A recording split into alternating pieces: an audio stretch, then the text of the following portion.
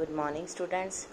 Today I am going to give my lecture for +1 class political science, and the name of the chapter is rights. First of all, we do our topic, the importance of right. In 1982, ठीक है, जब Asian games होनी थी तो हमारी country में दिल्ली में government ने कुछ कंट्रैक्टर्स को एंगेज किया।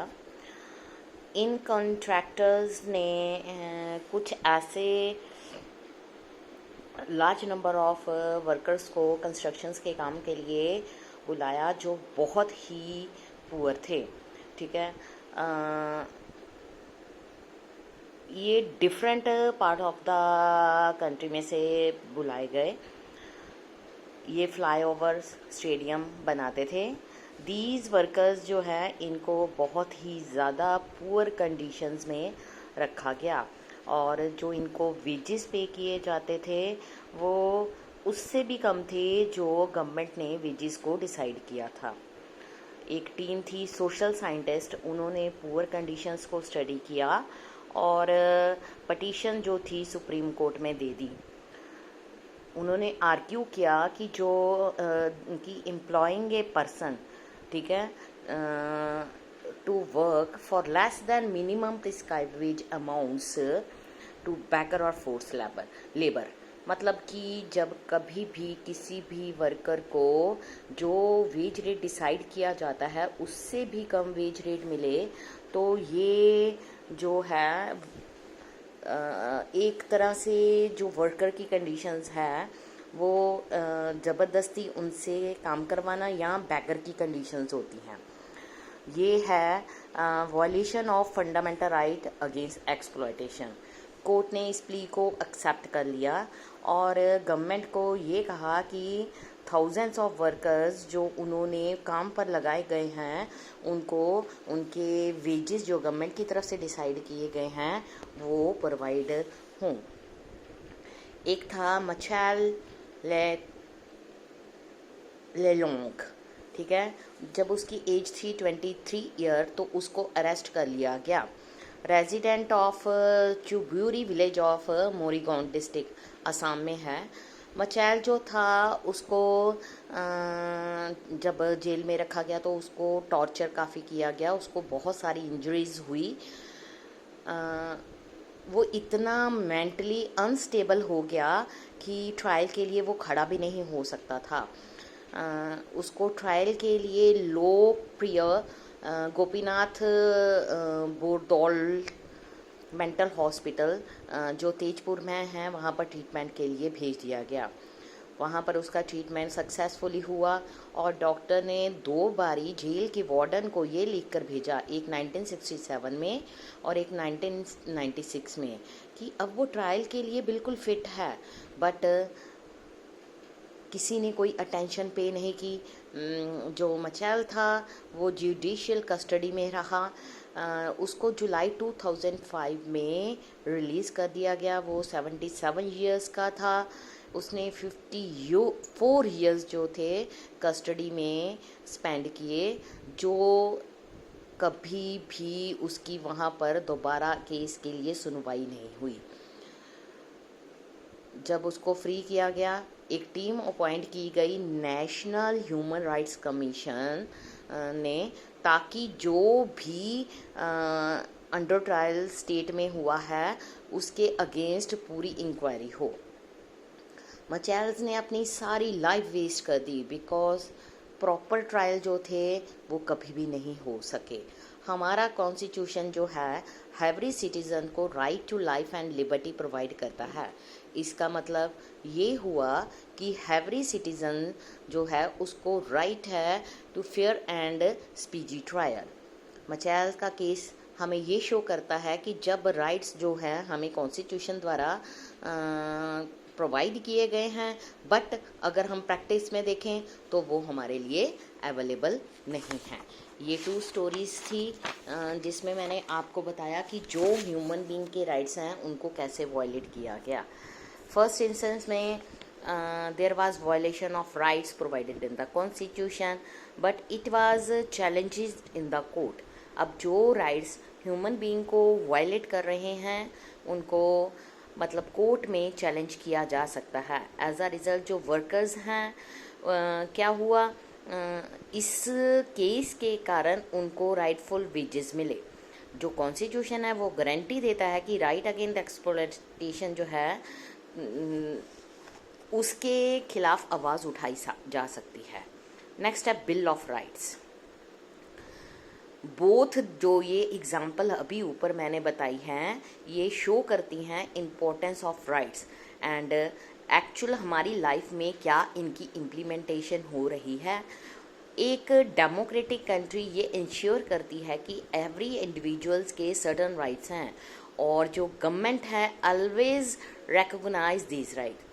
अगर हम प्रैक्टिस में बात करें in a democratic country, list of citizen जो है कॉन्स्टिट्यूशन में प्रोवाइड की गई है.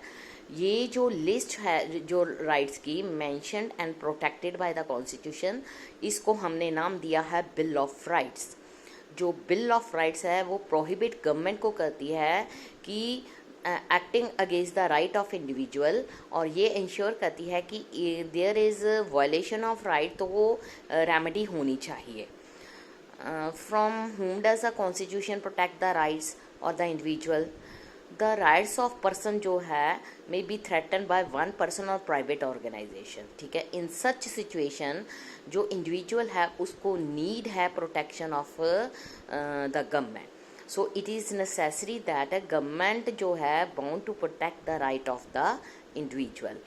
ऑन द अदर हैंड जो गवर्नमेंट को के 3 ऑर्गन्स हैं, लेजिस्लेचर, एग्जीक्यूटिव एंड जुडिशरी, ये क्या करती है, ये देखती है कि ये जो ह्यूमन राइट्स दिए गए हैं हमारे कॉन्स्टिट्यूशन में जिनको फंडामेंटल राइट्स कहा जाता है इनको कोई वायलेट ना करे. अब आगे आ जाओ fundamental rights in the Indian constitution. Freedom के टाइम जो लीडर थे फ्रीडम फाइटर्स, उन्होंने बहुत सारी मूवमेंट्स चलाई और ये रियलाइज्ड किया कि जो इम्पोर्टेंस ऑफ राइट्स एंड हमेशा ही ह्यूमन बीइंग के लिए ज़रूरी हैं. इसलिए उन्होंने गवर्नमेंट ब्रिटिश गवर्नमेंट से या ब्रिटिश रूलर से उस टाइम ये डिमांड की कि जो पीपल के राइट्स हैं उनकी रिस्पेक्ट होनी चाहिए. मोतीलाल नेहरू ने अपनी एक कमेटी बनाई जिसमें ये डिमांड की गई कि bill of rights as far back as in 1928. It was therefore natural, ये नेचुरल था then when India become independent and जो कॉन्स्टिट्यूशन था उसको प्रिपेयर किया गया. देयर वर 2 ओपिनियन, ठीक है, ऑन द इंक्लूजन्स. 2 ओपिनियन थे इंक्लूजन्स में. पहला तो ये था कि बेटा protection of rights in the constitution.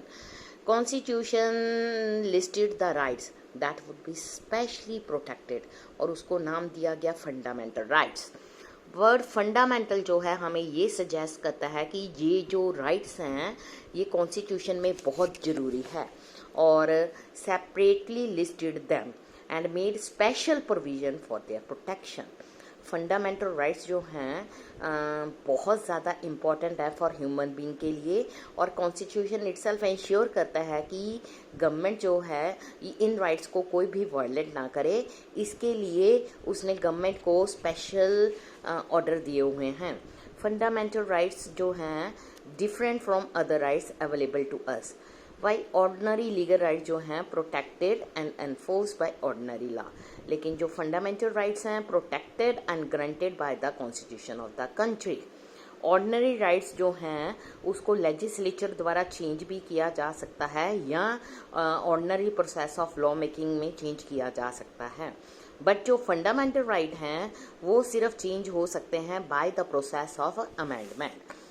इस तरह से इसके अलावा नो ऑर्गन ऑफ गवर्नमेंट जो है इनको तोड़ नहीं सकता. हमने जैसे भी अभी इस चैप्टर में हम स्टडी करेंगे कि judiciary has the power and responsibility to protect the fundamental right from violation.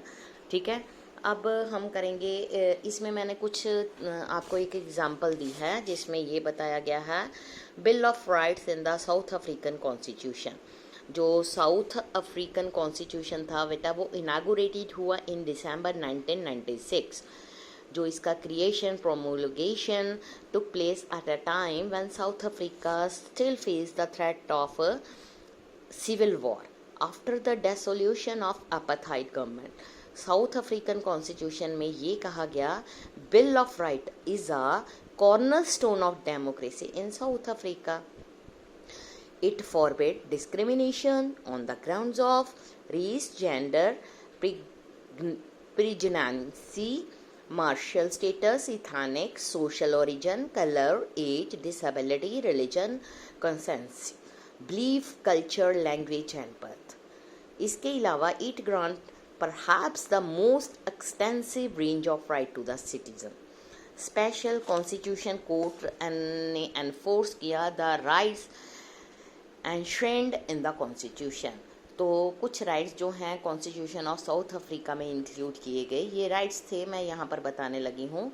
Right to dignity, right to privacy, right to fair labour practices, right to healthy environment, right to protection of environment, right to adequate housing, right to health care, food, water and social security, children's right, right to basic and higher education, right of culture, religious, linguistic communities, right to information. ये थे rights जो हम south Africa में दिए गए. हमारे जो government है उसमें गवर्नमेंट में executive as well as legislature जो है, legislative action can be declared illegal by the judiciary if these violate the fundamental rights, restrict them in an unreasonable manner. However, जो fundamental rights है, not absolute or unlimited right. ठीक है, government can put reasonable restrictions on the exercise of our fundamental rights. ये था. आज तक मैंने आपको अभी इतना ही टॉपिक करवाया. नेक्स्ट हम करेंगे हमारे कॉन्स्टिट्यूशन में कौन से राइट्स हैं और स्टेप बाय स्टेप उनको एक्सप्लेन करेंगे. Thank you students.